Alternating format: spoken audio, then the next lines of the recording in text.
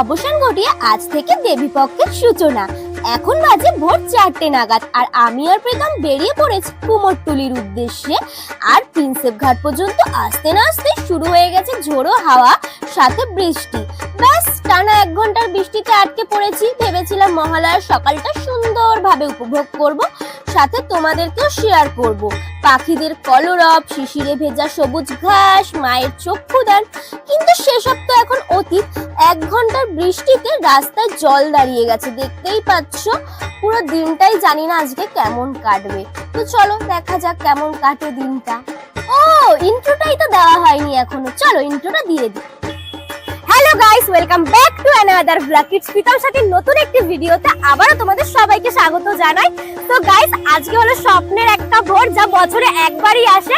সবাই বুঝতেই পারছো আজকে হচ্ছে মহালয়া। তো আমরা এখন আছি বাবুঘাটে, আর অনবরত বৃষ্টি লেগেই রয়েছে। ভোর 5টা থেকে আমরা বাবুঘাটে ফেসে গেছি, বিকজ হচ্ছে বৃষ্টি। আর দেখতেই পাচ্ছ বৃষ্টিতে কিন্তু আমি পুরো ভিজে একেবারে চুপচুপে হয়ে গেছি। আমাদের কিন্তু আজকে যাওয়ার কথা ছিল হচ্ছে গিয়ে তোমার কুমোরটুলি। তো ওখানকারই কিছু দৃশ্য আজকে তোমাদের সাথে শেয়ার করবো ভেবেছিলাম, বাট আনফরচুনেটলি সেটা হয়ে উঠলো না। তো এখন আমরা আছি বাবুঘাটে, এখানকার কিছু দৃশ্য তোমাদের সাথে শেয়ার করব। তো তোমরা ভিডিওটা দেখতে থাকো, চলো।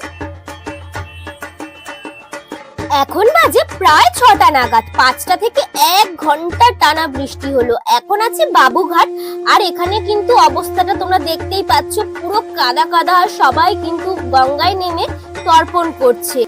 আজকে খুব ইচ্ছে ছিল জানো কুমোরটুলি যাওয়ার, কিন্তু আজকে এই বৃষ্টিটার জন্য আর যাওয়া হলো না। ওখানে গেলে আরো আনন্দ লাগতো।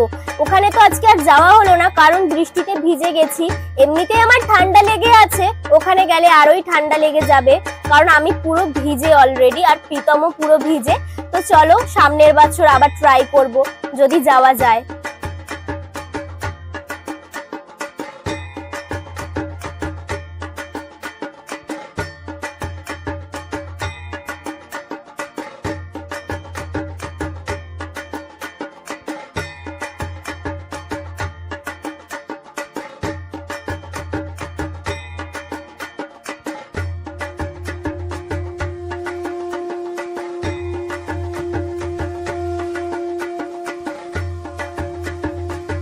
আমার আর প্রীতমেরও ইচ্ছে করছে তর্পণ করার, কিন্তু সেইভাবে প্রিপারেশন নিয়ে আসেনি আজ আমরা।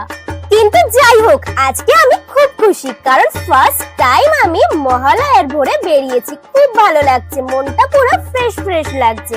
আর কখনো মহালয়ার ভোরে বেরোয়নি বললেও ভুল হবে। ছোটবেলায় পাড়ায় বন্ধুদের সাথে হাঁটতে বেরোতাম মহালয়ার ভোরে। সেটা একটা অন্য রকমেরই আনন্দ ছিল। সেই দিনগুলো এখন আর ফিরে পাওয়া যাবে কিনা জানি না। যাই হোক, আমরা প্রিন্সেপ ঘাটে ফটো আর অনেক রিলস বানিয়ে বাড়ির দিকে রওনা করছি। আর বাড়ি আসতে আসতে আমাদের এসবিআই পার্কের প্যান্ডেলটা চোখে পড়লো। কি সুন্দর একটা থিম করেছে দেখো, বাচ্চাদের খুব ভালো লাগবে। এখনো উদ্বোধন করা হয়নি, না হলে ভিতরে ঢুকেও একবার দেখে আসতাম।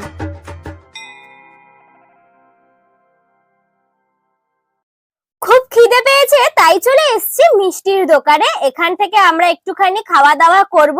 তো ফার্স্টেই আমরা নিয়ে নিয়েছি কচুরি আর ছোলার ডাল।